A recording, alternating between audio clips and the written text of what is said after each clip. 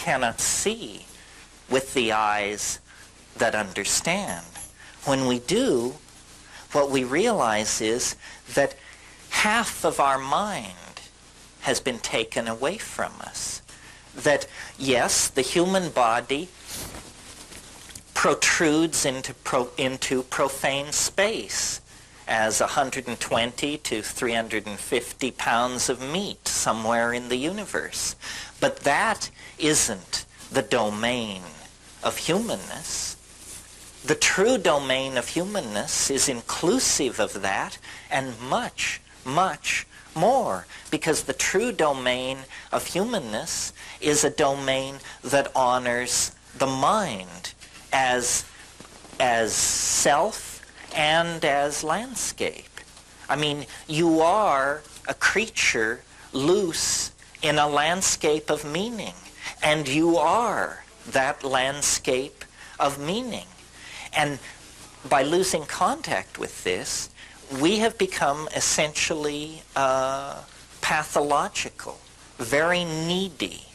This is a typical pattern in a person with an abused childhood. They become very, very needy, very thing-oriented, very security-conscious, very anxious.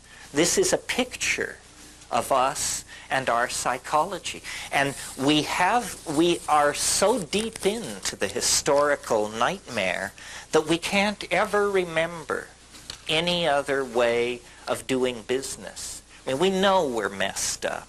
We know we're unhappy.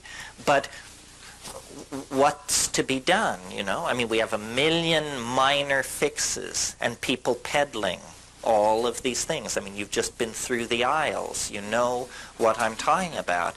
But somehow salvation itself becomes an impediment to salvation. I mean, once you see 500 forms of salvation being sold at prices you can't afford, the very notion of salvation becomes obscene.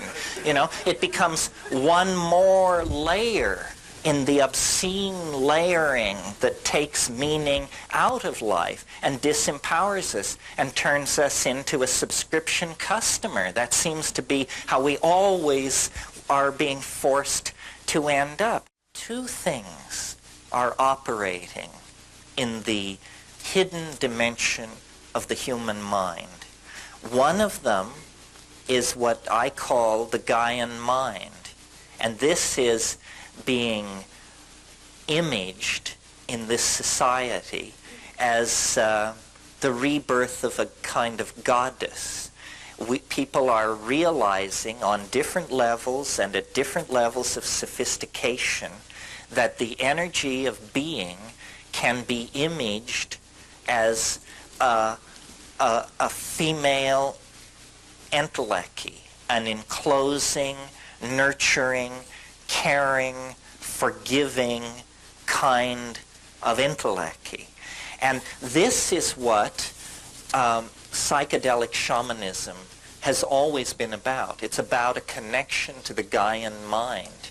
And this gives you, obviously, a tremendous sense of being embedded in a larger coherency than merely the coherency of your own small life.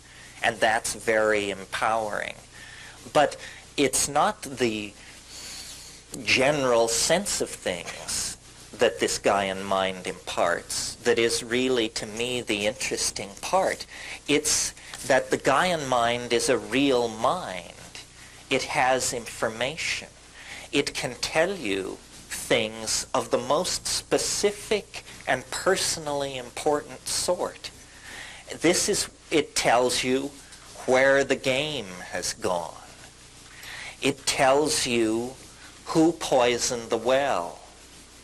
It tells you who raped so-and-so.